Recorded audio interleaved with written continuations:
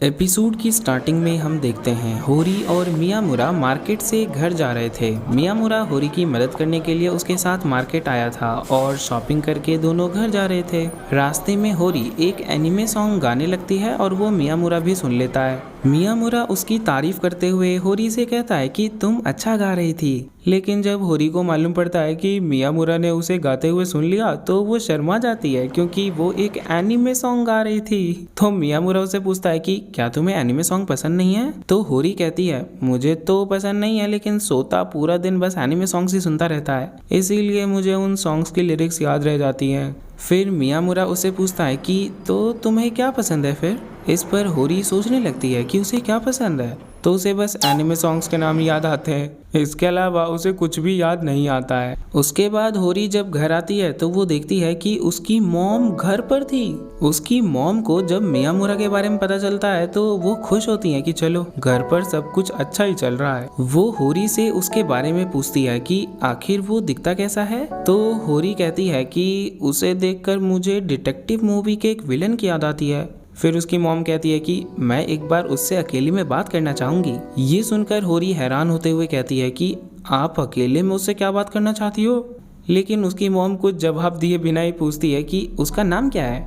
तो इस पर वो कहती है कि मियामुरा। फिर उसकी मॉम पूछती है उसका पूरा नाम क्या है। एंड यहाँ पर होरी को रियलाइज होता है कि उसे तो मियामुरा का पूरा नाम पता ही नहीं है। फिर सीन बदलता है और हम देखते हैं कि होरी क्लासरूम में बैठकर इसके बारे में सोच रही थी कि मियामुरा हमेशा मेरे घर आता है, लेकिन मुझे अभी तक उसका पूरा नाम नहीं पता है। उसके बाद हमें मालूम पड़ता है कि होरी ये टीचर के टेबल पर बैठकर सोच रही थी और काफी सीरियस दिख रही थी, इसीलिए क्लास के लोग भी उसे हैरानी से देख रहे थे। होरी ने सोचा था कि वो क्लास रजिस्टर में से मियामुरा का पूरा नाम देख लेगी, लेकिन रजिस्टर तो टीचर अपने साथ ही लेकर चला गया। इसीलिए होरी सोचती है कि क्यों ना मैं मियामुरा से ही जाकर उसका नाम पूछ लूं, लेकिन वो ऐसा नहीं करती और तोरू मियामुरा को लेकर वहां से चला जाता है। अगले सीन में हम देखते हैं कि सारे लोग चेंज कर रहे होते हैं और अचानक से एक लड़के की नज़र दरवाजे पर जाती है तो उसे मालूम पड़ता है कि होरी अंदर झांक रही थी। होरी यहाँ पर भी उसका नाम पता करने के लिए ही आई थी, लेकिन सबको कुछ और ही लगने लगता है। अब ये बात सबको पता चल जाती है, इसीलिए यूकी भी उससे पूछती है कि क्या तुम सच में बॉयज चेंजिंग रूम में झांक रही थी? परेशान होरी भी उसे कोई सफाई नहीं देती कि वो अंदर क्यों झांक रही थी, बस कह देती है कि वो अंदर झांक रही थी। और ये सुन यूकी के होश उड़ जाते हैं। उसके बाद शाम के वक्त होरी को तोरू मिलता है और होरू उससे कहती है कि मुझे तुमसे मियामुरा के बारे में एक चीज पूछनी थी। मियामुरा का नाम सुनकर तोरू वहाँ से कहते हुए भाग जाता है कि मेरा टूटा दिल अभी तो ठीक हुआ था, मेरा टूटा दिल अभी तो ठीक हुआ था। उसके बाद रात के वक्त होरी डिनर करते हुए मियामुरा के बारे में सोच रही थी कि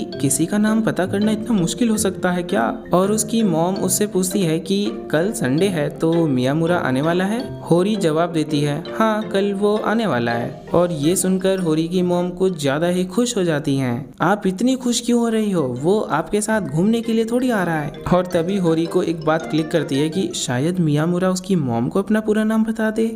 अगले दिन मियामुरा आता है और उसका वेलकम होरी की मॉम करती हैं। होरी की मॉम उसे अंदर लेकर आती हैं और मियामुरा को हमेशा होरी की मदद करने के लिए शुक्रिया कहती हैं। जिसके बाद होरी की मॉम जॉब पर चली जाती हैं।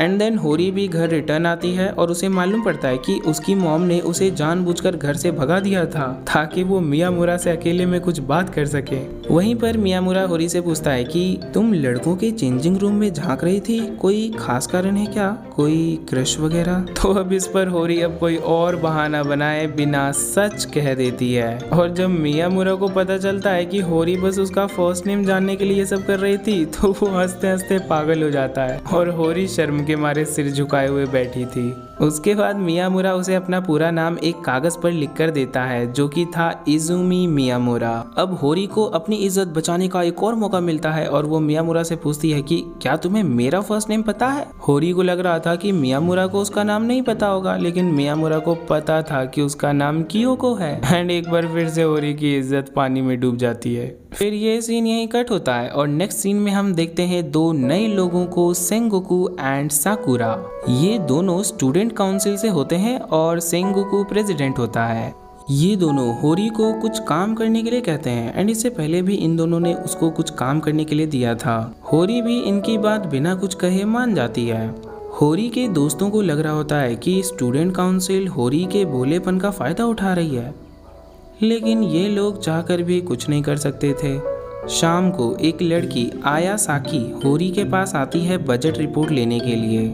ये वही बजट रिपोर्ट था जो सेंगोकू ने होरी से बनाने के लिए कहा था, और होरी ने आज जो काम किया था वो आया साकी को करना था। इस वजह से होरी के दोस्तों को कंफर्म हो जाता है कि स्टूडेंट काउंसिल का सेंगोकू होरी का फ़ायदा उठा रहा है। उसके बाद होरी थकी हुई हालत में अपने घर चली जाती है, और मियामुरा भी अपने घर आते हुए सोच रहा था कि काश वो होरी की मदद कर पाता। और तभी वो लड़की आयासाकी आकर मियामुरा से टकरा जाती है और आयासाकी के पास के सारे पेपर्स गिर जाते हैं। आयासाकी घबराई हुई हालत में जल्दी जल्दी सारे पेपर्स समेटती है और वहाँ से जाने लगती है, लेकिन मियामुरा उसे रोकते हुए एक पेपर देने लगता है जो कि वही बजट रिपोर्ट का था। आयासाकी उस रिपोर्ट को बिना देखे ही कहती है कि मेरे काम का नहीं है वो, तुम उसे कचरे में फेंक दो। इतना कहकर वो वहाँ से भाग जाती है। अगले दिन स्टूडेंट काउंसिल वापस से होरी के पास आती है और उस रिपोर्ट के बारे में पूछने लगती है। होरी ने वो रिपोर्ट दिया तो था, लेकिन आयासाकी की वजह से आज होरी को सबके सामने बेइज्जती सहना पड़ रहा था। होरी पूरी तरह से सही थी, लेकिन अब वो खुद को सही साबित नहीं कर पा रही थी। सेंगोकू कहता है कि हम इस बात को यहीं खत्म कर देंगे, तुम बस माफ़ी मांग लो। अब होरी के पास और कोई रास्ता नहीं था और वो माफ़ी मांगने ही वाली थी कि तभी वहाँ मियामुरा आ जाता है। मियामुरा सेंगोकू के पास जाकर उसका कॉलर पकड़ के जोर से उसके सिर पर मारता है, जो देखकर सारे लोग हैरान हो जाते हैं। फिर मियामुरा वो रिपोर्ट दिखाते हुए सभी को बताता है कि होरी ने वो रिपोर्ट दिया था, लेकिन आयासाकी ने पिछली शाम को इसे खो दिया था और मुझे इसे फेंक देने के लिए कहा था।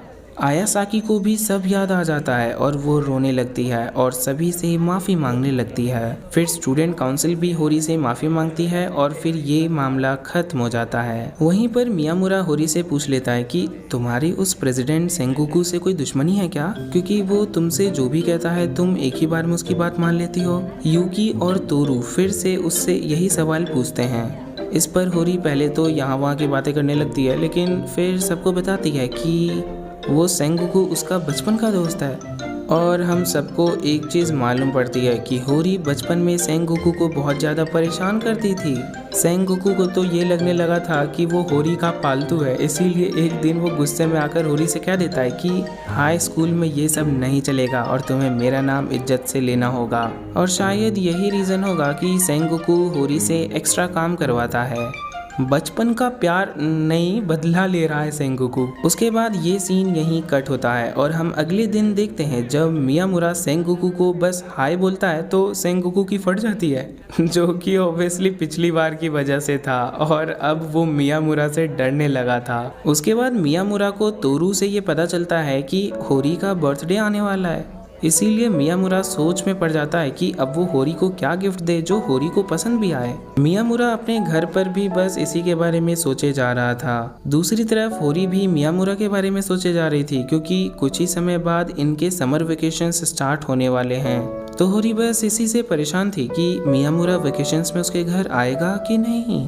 अब होरी को मियामुरा से पूरी तरह से प्यार हो गया था। फिर सीधे हमें होरी के बर्थडे का सीन दिखाया जाता है, जहां पर मियामुरा उसे न्यू पॉप सॉन्ग्स की एक सीडी देता है।